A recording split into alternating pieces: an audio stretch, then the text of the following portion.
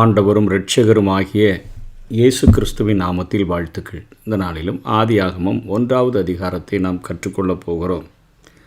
ஆதியிலே தேவன் வானத்தையும் பூமியையும் சிருஷ்டித்தார்.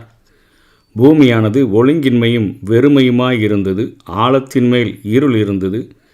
தேவ ஆவியானவர் தண்ணீரின் மேல், அதாவது ஜலத்தின் மேல் அசைவாடி கொண்டிருந்தார் என்று சொல்லி எழுதப்பட்டிருக்கிறதை பார்க்கிறோம்.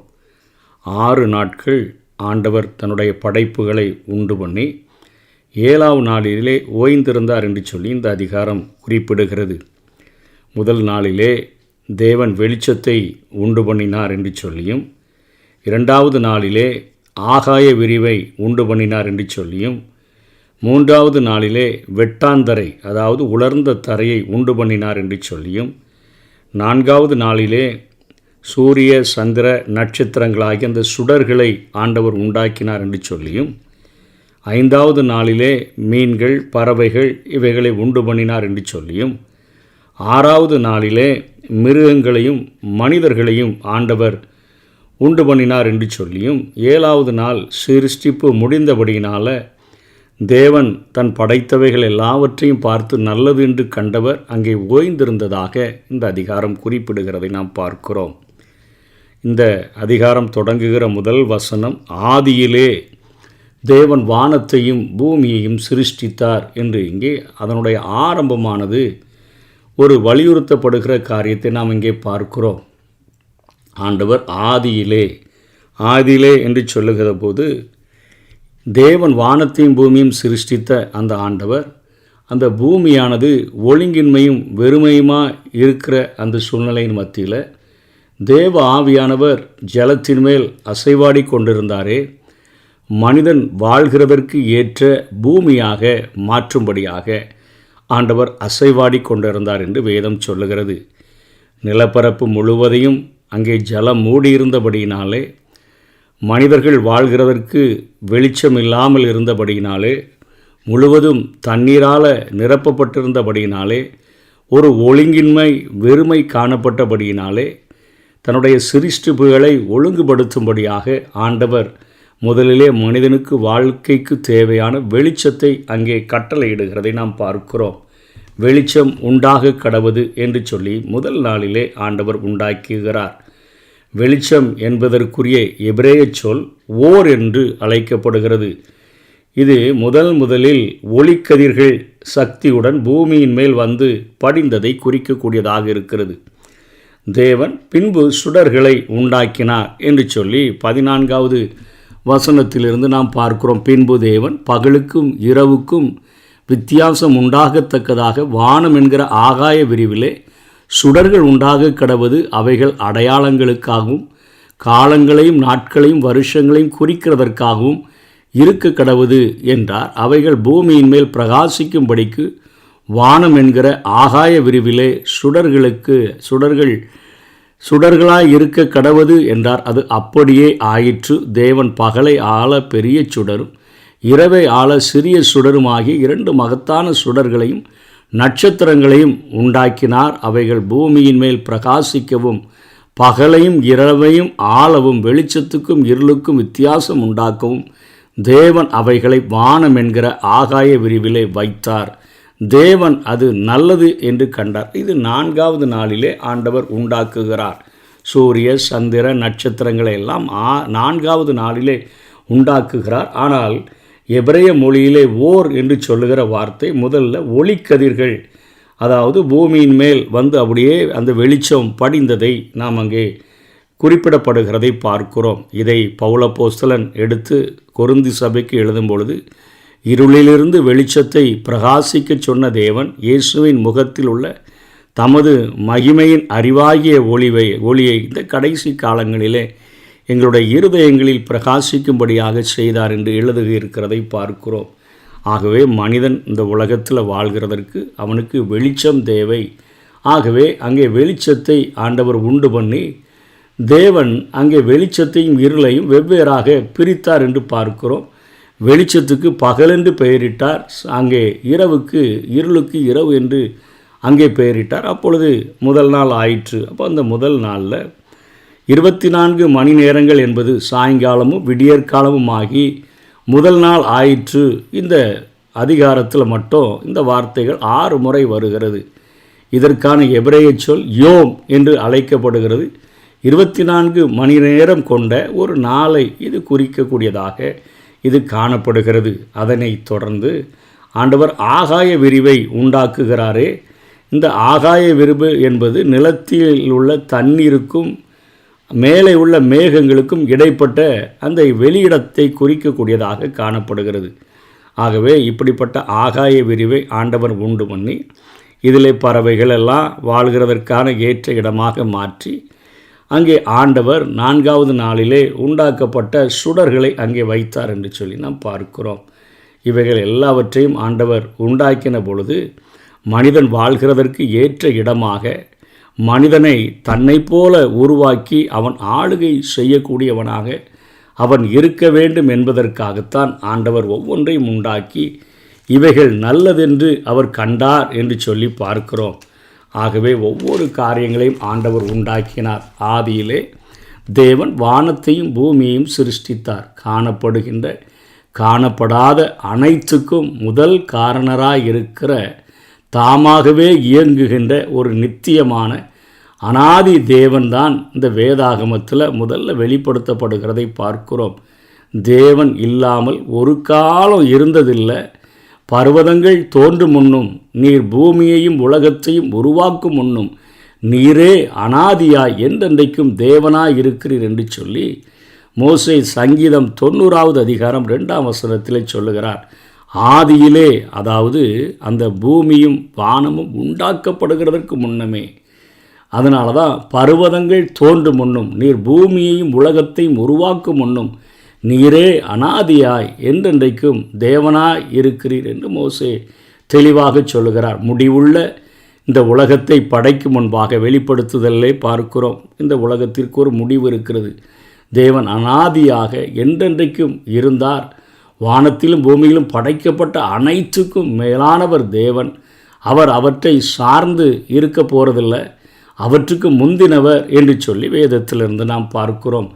தம்முடைய சாயலாக ஆதாமையும் ஏவாளையும் படைத்த ஆழ்த்தத்துவம் உள்ள தேவனாக கர்த்தர் வெளிப்படுத்தப்பட்டுள்ளதை ஆதியாகமம் 1வது அதிகாரம் 27வது வசனத்திலே பார்க்கிறோம்.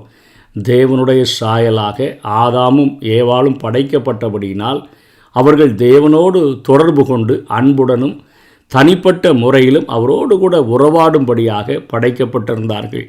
இந்த முழு உலகமும் மனிதனுக்காக அவன் வாழ்க்கைக்காக அது ஆயத்தப்படுத்தப்பட்டது என்பதையே நாம் நிச்சயமாக கூற முடியும். அனைத்தையும் நல்லவைகளாகவும் பாவமற்றவைகளாகவும் ஒழுக்க நெறி உள்ளவைகளாகவும் தேவன் படைத்தார். எல்லாவற்றையும் படைத்து முடித்த பின்பு அவற்றையெல்லாம் ஆண்டவர் நோக்கி பார்க்கும் பொழுது நல்லவை என்று கண்டதை ஆதியாகமம் 1:31 நாம் பார்க்கிறோம். ஆதாமும் ஏவாளும் தேவனுடைய ரூபத்தின்படியையும் சாயலின்படியையும் படைக்கப்பட்டபடியினால் அவர்கள் பாவம் இல்லாதவர்களாக இருந்தார்கள்.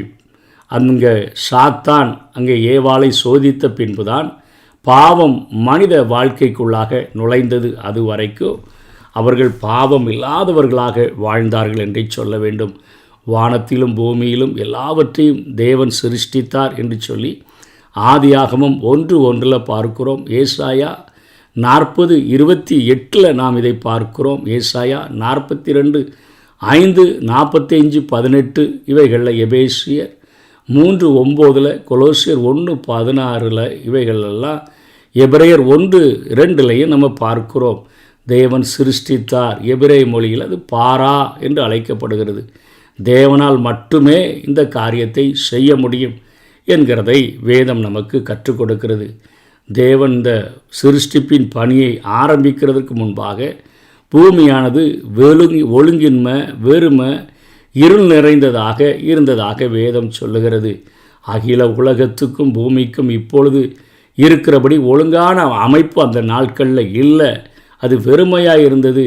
பூமியில் ஜீவராசி எதுவுமே இல்லை, வெளிச்சம் இல்லை. இந்த ஆரம்பத்துக்கு பின்தான் தேவன் இருளை விளக்குவதற்காக வெளிச்சத்தை படைத்தார். அகில உலகத்துக்கும் ஒரு அமைப்பை கொடுத்தார். பின்பு பல வகையான ஜீவராசிகளை பூமியில் ஆண்டவர் உண்டாக்கினார். என்கிறத வேதத்தில் பார்க்கிறோம். ஆகவே பரிணாம கொள்கை என்கிற கொள்கையானது வேதத்தின்படி அது முற்றிலுமாக தவறு என்று சொல்லப்படுகிறதை பார்க்கிறோம். வெறுமையாக இருந்த ஒழுங்கின்மையாக இருந்த பூமியை மனிதனுக்கு வாழ்கிறதற்கு ஏற்ற வாழ்விடமாக மாற்றி அங்கே அநேக ஜீவராசிகளை உண்டு பண்ணி மனிதனை பார்த்து ஆண்டவர் நீங்கள் இவைகள் எல்லாவற்றையும் ஆண்டு கொள்ளுங்கள் என்று சொல்லி தன்னுடைய வார்த்தையினால் ஆண்டவர் அங்கே ஆசீர்வதித்ததை பார்க்கிறோம். தேவன் என்கிற வார்த்தையானது பன்மை அந்த தன்மையை கொண்டதாக இருக்கிறது. இங்கே பிதா, குமாரன், பரிசுத்த ஆவியானவர் என்கிற காரியங்களானது வெளிப்படுத்தப்பட்டிருக்கிறதை பார்க்கிறோம். இந்த சிருஷ்டிப்பினுடைய நோக்கம், லட்சியம் என்ன? இந்த உலகத்தில் தேவன் உலகத்தை சிருஷ்டித்ததில் ஆண்டவர் தேவன் தன்னுடைய மகிமையை, மகத்துவத்தை, வல்லமையை வெளிப்படுத்துகிறதற்காக வானத்தையும் பூமியையும் சிருஷ்டித்தார் என்று சொல்லி தாவீது சொல்லுகிறதை பார்க்கிறோம். சங்கீதம் 19:1 வானங்கள் தேவனுடைய மகிமையை வெளிப்படுத்துகிறது, ஆகாய விரிவு அவருடைய கரங்களின் கிரியையை அறிவிக்கிறது என்று சொல்லுகிறார். சங்கீதம் 8வது அதிகாரத்தில் சிருஷ்டிக்கப்பட்ட ஆகாய விரிவையும் அகில உலகத்தையும் இயற்கை அழகையும் அமைப்பையும் பார்க்கும் பொழுது நமது சிருஷ்டிகராகிய மகத்துவமுள்ள தேவனின் வல்லமையையும் மகிமையையும் கண்டு பிரமிப்படைகிறோம் என்று அவர் எழுதுகிறதை பார்க்கிறோம். தேவன் தம்முடைய மகிமையையும் கனத்தையும் இத்தனையாக உண்டாக்கி அருமையாக வானத்தையும் பூமியையும் இயற்கையையும், அதாவது சூரியன், சந்திரன், காட்டிலுள்ள மரங்கள், மலை, பனி, நதிகள், நீரோடைகள், மலைகள், குன்றுகள், மிருகங்கள், பறவைகள், இவைகள் எல்லாவற்றையும் உண்டாக்கி அவைகள் தன்னை துதிக்கும்படியாக ஆண்டவர் ஏற்படுத்தி வைத்திருக்கிறதை பார்க்கிறோம். சங்கீதம் 98:7-8, சங்கீதம் 148 1-10 வரையிலும், ஏசாயா 55:12 நாம் பார்க்கிறோம். இதைவிட ஆண்டவர் மனிதனிடத்தில் தமது சாயலின்படி தமது ரூபத்தின்படி உண்டாக்கப்பட்ட மனிதனிடத்தில் எத்தனையாய் ஆண்டவர் துதிகளை எதிர்பார்ப்பார் என்பதை நாம் அறிந்து கொள்ள வேண்டும். தேவன் மனித இனத்துக்காக கொண்ட நோக்கத்தையும் லட்சியத்தையும் நிறைவேற்றும் இடமாக இந்த பூமியை ஆண்டவர் படைத்தார். தேவன் ஆதாமையும் ஏவாளையும் தமது சாயலாக தமது ரூபத்தின்படி படைத்ததற்கு காரணம் என்ன? அவர்களோடு கூட அன்புள்ளவராக, தனிப்பட்ட முறையில் அன்பு செலுத்தக்கூடியவராக, நித்திய கால உறவை வைத்து கொள்ளும்படியாக விரும்பினார். தேவன் மனித இனத்தை ஆவி, ஆத்மா, சரீரம் என்கிற 3 அமைப்புகளை கொண்ட ஒரு திரியேக ஜீவனாக படைத்தார். அவனுக்குள்ள உள்ளம், உணர்ச்சிகள், சுயசித்தம் ஆகியவை கொடுக்கப்பட்டிருக்கிறபடினால் அதை கொண்டு அவன் தேவனை ஆண்டவராக ஏற்று தொழுது கொள்ளவும், அவருக்கு உண்மையாக ஊழியம் செய்யவும், அவரிடம் கீழ்ப்படிதலுடனும் நன்றியுடனும் பக்தியுடனும் நடந்து கொள்ளவும் முடியும். அதற்காக தான் ஆண்டவர் ஒரு நீடித்த உறவை விரும்பி ஆதாமையும் ஏவாளையும் ஆண்டவர் படைத்தார். ஆனால் ஆதாமையும் ஏவாளையும் சத்துரு சோதித்து ஏமாற்றி அவர்களை தேவனுடைய கட்டளைகளுக்கு கீழ்ப்படியாமல் மீறச் செய்த பொழுது பாவம் இந்த உலகத்தில் பிரவேசித்தது. சாத்தான் எப்போ வெற்றி கொண்டானோ அதன் நிமித்தமாக பாவத்தின் அந்த விளைவுகளினால் மனிதன் தேவனுடைய உறவை இழந்தான். தேவனோடு கூட சஞ்சரிக்கிற அந்த காரியத்தை இழந்து போனான். மனித இனத்தை மீட்கிறதற்காகத்தான் ஒரு இரட்சகரை அனுப்புவதாக ஆதியாகமம் 3:15 தேவன் வாக்குத்தத்தம் செய்ததை பார்க்கிறோம். இவ்விதமாக தேவன் தமது சொந்த அந்த மக்களிடம் அவர் இருக்க வேண்டும் என்றும் அவர்களோடு கூட தான் அவர் வாழ வேண்டும் என்றும் அவர் விரும்பினார் என்கிறத வெளிப்படுத்தல் 21வது அதிகாரம் 3ஆம் வசனம் தெளிவாக நமக்கு சொல்லுகிறது. இதோ மனுஷர்களிடத்தில் தேவனுடைய வாசஸ்தலம் இருக்கிறது, அவர்களிடத்தில் அவர் வாசமாயிருப்பார், அவர்களும் அவருடைய ஜனமாயிருப்பார்கள். தேவன் தாமே அவர்களோடு கூட இருந்து அவர்களுடைய தேவனாயிருப்பார். இதுதான் மனிதனை உண்டாக்கி ஆண்டவர் எதிர்பார்த்த ஒரு காரியம். சத்துருவானவன் அங்கே மனிதர் குலத்தை வஞ்சித்து இந்த மனு குலத்தை தேவனுடைய கட்டளைகளை மீறச் செய்து பாவத்தை உலகத்தில் அவன் பிரவேசிக்க செய்தபடியினால் அவர்களுக்குள்ளாக ஒரு அவிசுவாசத்தை ஏற்படுத்தி தேவனுடைய கட்டளைகளை சந்தேகிக்க செய்து அவர்களை வீழ்ந்து போன மனிதர்களாக மாற்றினபடினால் தேவனுடைய உறவை அவர்கள் இழந்து போனார்கள். ஆனால் ஆண்டவருடைய நோக்கம் வெளிப்படுத்தல் 21:3 இதோ மனுஷர்களிடத்தில் தேவனுடைய வாசஸ்தலம் இருக்கிறது. மனுஷன் அப்படியே நிற்கதியாக்கப்பட்ட மனிதனை ஆண்டவர் விட்டுவிடவில்லை.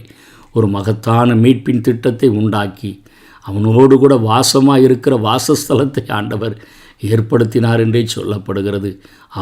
அவர்களிடத்திலே அவர் வாசமாக இருப்பார். அவர்களும் அவருடைய ஜனமாக இருப்பார்கள், ஜனங்களாக இருப்பாங்க. தேவன் தாமே அவர்களோடு கூட இருந்து அவர்கள் தேவனாக இருப்பார்.